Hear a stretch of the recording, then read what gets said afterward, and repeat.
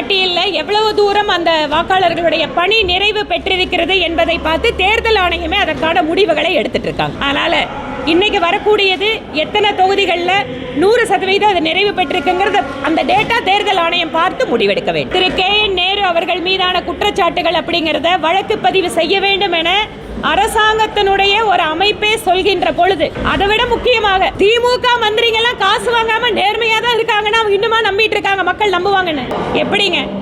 ஏனென்றால் இன்றைக்கு எல்லா துறைகளிலேயும் லஞ்சம் ஊழல் என்பது மலிந்து போய் இன்று ஆதாரங்களை கொடுத்து ஒரு அரசு அமைப்பு வழக்கு பதிவு செய்ய வேண்டும் என்ற சூழல் இருக்கு.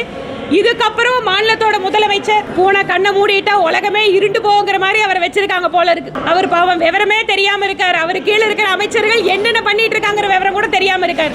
அதனாலதான் இப்படி எல்லாம் பேசுறாரு. அதனாலதான் அமைச்சரவையில ஜெயிலுக்கு போன அமைச்சர்கள் எதுக்குங்க அவர் வச்சிருக்கணும்? குற்ற வழக்கு இருக்கு, குற்ற வழக்கை ஃபேஸ் பண்ணக்கூடிய அமைச்சர்கள் எல்லாம் வச்சிருக்காங்கன்னா இது நேர்மையான அரசா?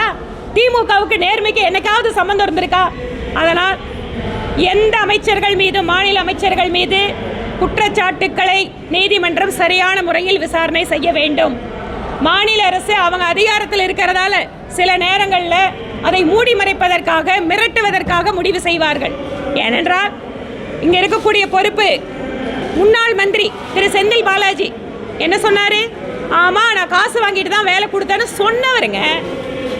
அதுக்கப்புறம் இன்னைக்கு திடீர்னு அவர் தியாகி ஆயிட்டாரு, திடீர்னு புனிதர் ஆயிட்டாரு. ஏன்? அதிகமாக கொடுக்குறாரு. அதனால இவங்க மேல குற்ற வழக்கு இல்லைன்னு ஏதாவது இருக்கா? இல்ல பொய் வழக்குன்னு யாராவது சொல்ல முடியுமா? பொய் வழக்குன்னு சொன்னா அந்த ஆண்டவனுக்கே பொறுக்காதுங்க. கரூர்ல போய் நின்று பக்கமா படிச்சவரே முதலமைச்சர்.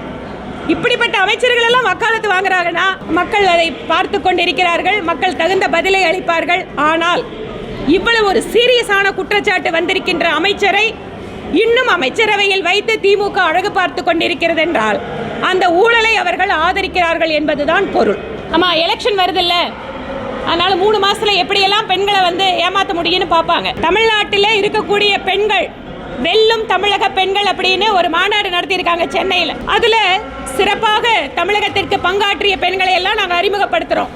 ஆனா மகளிர் சுயஉதவி குழுக்களுக்காக மத்திய அரசாங்கம் கொடுத்த தொகையை திசை திருப்பி இந்த வெல்லும் தமிழக பெண்களை ஊர்ல இருந்து கூட்டிட்டு வந்து அவங்க கிட்ட வீடியோ ஆடியோ எடுத்து போடுறதுக்கு அந்த பணத்தை செலவு பண்ணியிருக்க மாநில அரசு.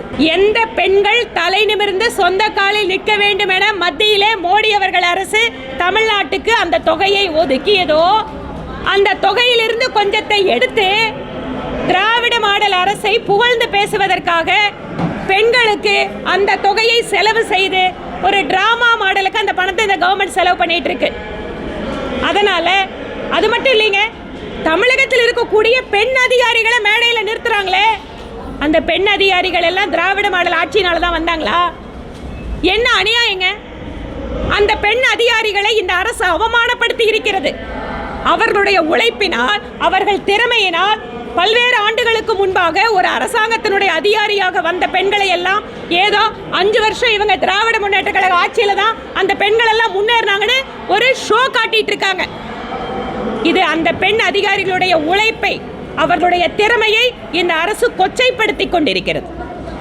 வேற வழி இல்லை. ஒரு அரசாங்க அதிகாரி அரசாங்கம் சொன்னா பண்ணி ஆகணும். அப்படிப்பட்ட இக்கட்டான சூழலில் அந்த அதிகாரிகளை இந்த மாதிரி நடத்தி இருப்பது என்பது கடுமையான கண்டனத்திற்குரியது.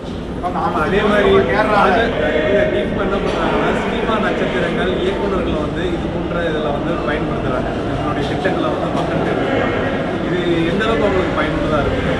அதாவது திராவிட முன்னேற்ற கழகம் நான் முன்னாடியே சொன்ன மாதிரி ஏதாவது ஒரு நாடகத்தை நடத்தி மக்களை ஏமாற்ற முடியுமான்னு பார்க்குறாங்க. அதனால் எந்த நிகழ்ச்சி நடந்தாலும் அந்த நிகழ்ச்சிக்கு கொஞ்சம் சினிமா இயக்குநர்கள், நான் அவங்கள கொச்சப்படுத்தலைங்க, அவங்கள நான் குறைச்சி மதிப்பிடலை. சினிமா நடிகர்களுக்கு மக்கள்கிட்ட செல்வாக்கு இருக்குது, அதை எல்லா அரசியல் கட்சியும் பயன்படுத்திக்கிறாங்க. ஆனால் அவர்களை எல்லாம் வலுக்கட்டாயமாக சில இடங்களில் கூட்டி வந்து இந்த அரசை பாராட்ட வைப்பது, அவர்களை மிரட்டுவது, இந்த வேலையெல்லாம் திமுகவுக்கு புதுசு இல்லை. இதுக்கு முன்னால கவர்மெண்ட்லேயும் இதே மாதிரி தான் நடந்தது. அந்த வேலையை தான் திருப்பி பண்ணிட்டு இருக்காங்க.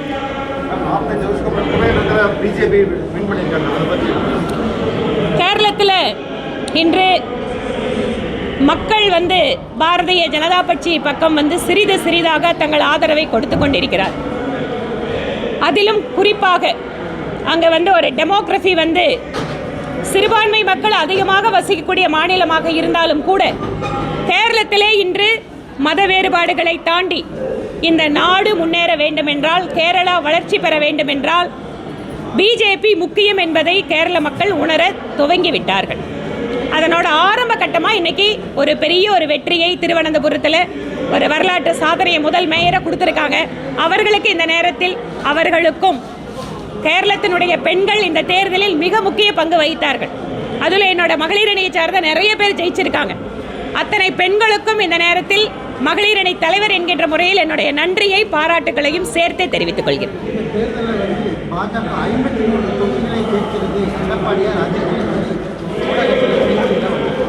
சரி, ஏதாவது ஒரு செய்தி எங்களை பற்றி எழுதிட்டு இருக்கணும்ல, அதனால தான் எத்தனை தொகுதி, யார் வேட்பாளர், இதை எல்லாத்தையும் எங்களோட தேசிய தலைமை தான் முடிவு பண்ணுது. மாநிலத்தில் இருக்கக்கூடிய தலைவர் மற்ற குழுக்கள் எல்லாம் கருத்துக்களை எடுத்து மேலே பேசுகிறாங்க. அதனால் இடையில ஏதோ கொஞ்சம் எழுத வேண்டியதுதான், அதுதான், வேற என்ன. பொறுப்பே இல்லாத ஒரு அரசாங்கத்துக்கு எத்தனை பொறுப்பு கொடுத்து யாரு கொடுத்தாதான் என்னங்க. நன்றிங்க.